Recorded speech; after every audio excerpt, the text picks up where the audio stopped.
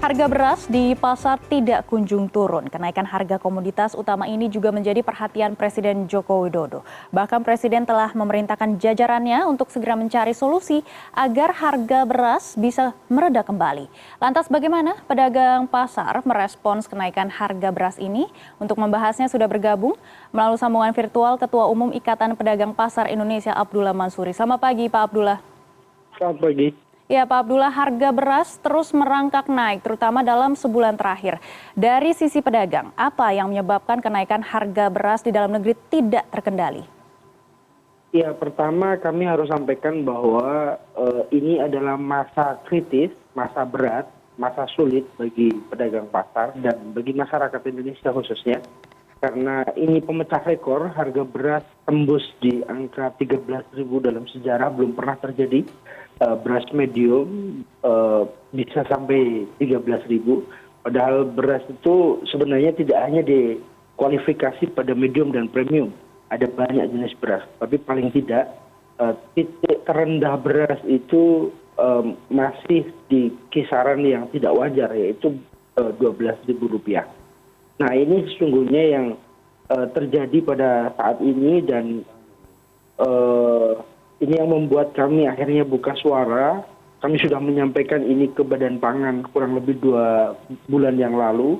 Kami sampaikan bahwa kenaikannya tidak wajar dan konsisten, mulai dari 300 perak, 200 perak, tembus pada September ini sampai pada Agustus menuju September sampai pada 1.000. Nah, ini sesungguhnya yang akhirnya kami sampaikan kepada Presiden melalui surat terbuka kami bahwa persoalan ini tidak bisa diserahkan ke Kementerian Teknis, karena Kementerian Teknis sendiri merasa bahwa aman-aman saja, tenang-tenang saja, tetapi fakta di lapangan sudah mulai ramai, sudah mulai tidak wajar dan sudah mulai meresahkan. Karena harganya dalam catatan sejarah kita belum pernah terjadi harga yang begitu besar seperti saat ini. Hanya kami protes ke Presiden dan akhirnya didengar oleh Presiden, dan Presiden sendiri turun tangan ya, melakukan langkah-langkah pengguyuran di pasar. Baik Pak Abdullah, kami ingin mengkonfirmasi kembali. Harga beras saat ini sudah mencapai rekor tertinggi dan pedagang beras juga sudah mengeluhkan harga beras yang terus naik ini. Dan bagaimana dengan keuntungan yang didapat oleh pedagang beras saat ini? Jadi semakin harganya tinggi, barangnya susah. Ini kan persoalan utamanya adalah produksi ya. Kami sulit nyarinya, jualnya juga tidak seperti biasa. Biasanya pembeli beli ke kami itu bisa 10 kilo, 5 kilo. Sekarang dibatasi 1 kilo, setengah kilo. Modal yang kita keluarkan juga besar. Kadang-kadang masih mendengarkan protes dari emak-emak untuk memberikan diskon, agar memberikan tambahan korting dan seterusnya. Ini sebenarnya yang kami hadapi, sehingga mau tidak mau ini yang laporan itu banyak kami terima dari seluruh Indonesia, dan akhirnya kami juga memprotes kementerian terkait atau pemerintah, dalam hari ini Kepala Badan Pangan ya.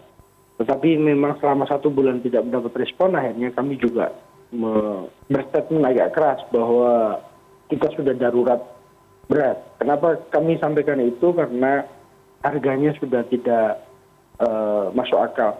Yang kedua, kami mencoba untuk melakukan pengadaan beras itu, kami mendorong agar teman-teman pedagang di semua daerah untuk secara mandiri berkomunikasi dengan penggilingan-penggilingan yang ada di daerah. Jadi kami tidak menggunakan jalur distribusi yang selama ini kami terima, karena memang susahnya barang. Setelah kami melihat secara langsung di penggilingan, kondisi itu memang kenyataan terjadi bahwa memang sulit untuk mendapatkan beras itu. Kami datang ke penggilingan, kadang-kadang harus rebutan dengan orang lain, bahkan ada pedagang dari daerah lain juga berdatangan di penggilingan itu. Dan celakanya di sana kadang-kadang masih ada kayak sistem lelang gitu. Siapa yang lebih tinggi penawarannya, dia yang dapatkan beras itu, walaupun berasnya terbatas. Nah ini yang kami hadapi selama kurang lebih 1 bulan ini, dan kami berharap agar pemerintah lebih serius melakukan upaya operasi pasar ya, sehingga barangnya banyak di pasar, dan secara psikologi itu paling tidak menaikkan harga, tetapi menahan harga untuk tidak naik lagi. Baik, Pak Abdullah, tadi Anda sudah menyebut cost-nya ini naik dan harganya ini tentu naik juga ke masyarakat. Tapi yang ingin saya tanyakan di sini adalah terkait dengan profit margin-nya. Apakah Anda harus pangkas profit margin-nya atau saat ini memang profit margin-nya ini sama dan di kisaran berapa, Pak Abdullah? Memang dalam kondisi saat ini susah-susah gampang ya, kami harus menghitung profit marginnya, karena rata-rata pedagang-pedagang, teman-teman pedagang-pedagang di bawah itu masih di Indonesia ini masih ada ewuh pakewuh ya.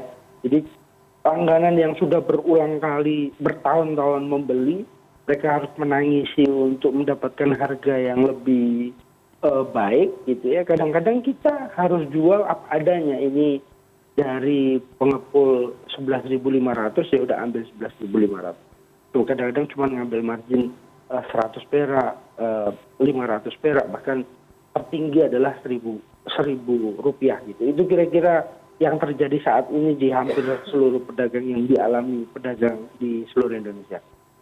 Baik, ini profit marginnya di kisaran 3-7% begitu ya, Pak Abdullah. Dan tadi Anda juga sudah menyebut Presiden Jokowi sampai turun tangan mengecek stok dan perkembangan harga beras. Nah, usai lawatan G20 di India, lalu Jokowi juga langsung meninjau gudang Perumbulok dan bagaimana rancangan kebijakan dan juga tata kelola distribusi dan stok beras saat ini dan apa yang harus ditingkatkan. Yang pertama bahwa Kementerian Pertanian tidak mampu melakukan produksi secara maksimal. Itu poin pertama. Jadi persoalan awalnya adalah produksinya tidak sesuai dengan ekspektasi yang disampaikan oleh Kementerian Pertanian.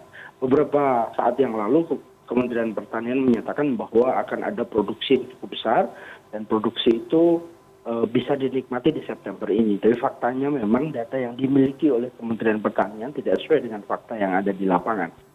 Inilah yang membuat akhirnya pemerintah tidak segera melakukan upaya penguatan di bawah sehingga harganya terus naik. Karena ekspektasinya terlalu tinggi bahwa September ini akan diguyur banyak panen. Ada panen tetapi jauh dari ekspektasi kita. Mungkin 50% dari keinginan pemerintah. Nah, persoalan pertama adalah persoalan produksi. Di samping persoalan produksi, kita akan menghadapi persoalan-persoalan lain di kemudian hari. Ini ada cuaca ya, kondisi global dunia. Termasuk bagaimana peran Bulog yang tidak melakukan serapan di awal-awal tahun atau tahun lalu, sehingga persoalan ini menumpuk jadi satu di bulan-bulan ini. Maka kami mendorong kepada pemerintah untuk ke depan dalam hal ini memang harus diambil alih oleh Presiden, karena kita tidak bisa menggantungkan diri di Kementerian Teknis, Kementerian Pertanian, Kementerian Perdagangan, atau Badan Pangan sekalipun. Ini harus mendapatkan arahan langsung dari Bapak Presiden agar ke depan produksi kita aman, kita tidak bergantung pada impor. Tinggal mudah sebenarnya, putuskan di level Kementerian Teknis harus diawasi, Kementerian Teknis berapa luas produksi kita, bagaimana pupuk yang harus diserap, pupuk subsidi itu bagaimana ditingkatkan lagi atau bagaimana cara pendistribusiannya, pengawasannya, termasuk pertanggungjawabannya untuk sampai kepada petani kita, bagaimana permodalan petaninya, bagaimana produksi itu berjalan dengan baik dan bisa didistribusikan dengan baik.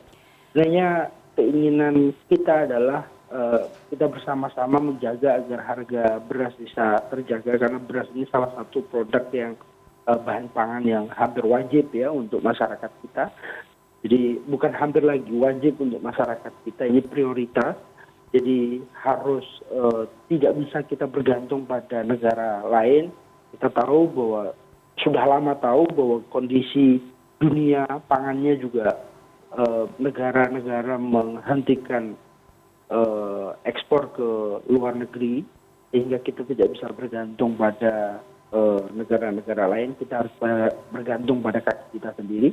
Selama itu dikerjakan dengan baik, negeri kita luas, negeri kita subur, kami punya keyakinan bahwa kita mampu melakukan itu, swasembada beras. Baik, terakhir Pak Abdullah, saya garis bawahi tidak boleh tergantung dengan negara lain. Tetapi karena memang kali ini terancam mengalami krisis beras. Dan biasanya tadi Anda juga sudah menyebut faktor utamanya adalah di produksi. Biasanya pemerintah untuk menyediakan solusinya adalah impor beras, Pak. Dan memang ada wacana untuk mengimpor beras dari Kamboja. Bagaimana Anda menanggapi hal ini? Untuk saat ini memang tidak ada pilihan, Mbak. Beras kita kena prank Kementerian Pertanian bahwa produksinya luas, besar ternyata tidak ada.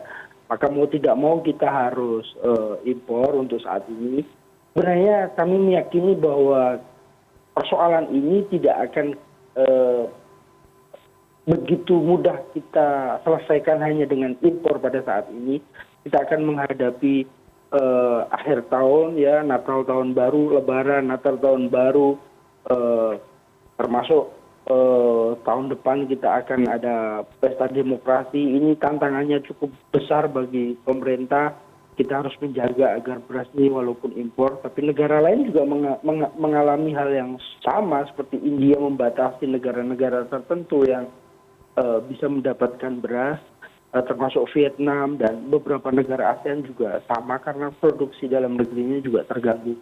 Secara global ini memang sedang bermasalah, sedangkan kita berhadapan pada persoalan juga kekeringan, persoalan cuaca yang akan kita hadapi di bulan-bulan ke depan. Kita baru mulai Agustus ini juga akan berpengaruh pada produksi dalam negeri. Tetapi kami punya keyakinan jika ini dilakukan secara serius, pemerintah mau menggelontorkan anggaran untuk penguatan petani kita akan bisa menghadapi persoalan ini dengan cepat. Walaupun solusi saat ini hanyalah impor saat ini, tapi 4 bulan yang akan datang kita harus siapkan strategi mulai saat ini dan harus dieksekusi saat ini juga, sehingga panen itu bisa kita dapatkan 4 bulan yang akan datang. Tapi satu hal yang paling penting, kita tidak boleh terus bergantung pada impor. Saat ini boleh karena dalam kondisi yang cukup cukup darurat, ya, emergensi. Maka mohon agar dikaji ulang agar ke depan tidak terjadi hal-hal serupa saat ini. Baik, impor beras hanya solusi jangka pendek. Dalam jangka panjang kita harus menyusun strategi dan supaya memang stok pangan ini bisa menguatkan bangsa Indonesia. Terima kasih Pak Abdullah sudah bergabung bersama kami di CNN Indonesia Bisnis dan Referensi.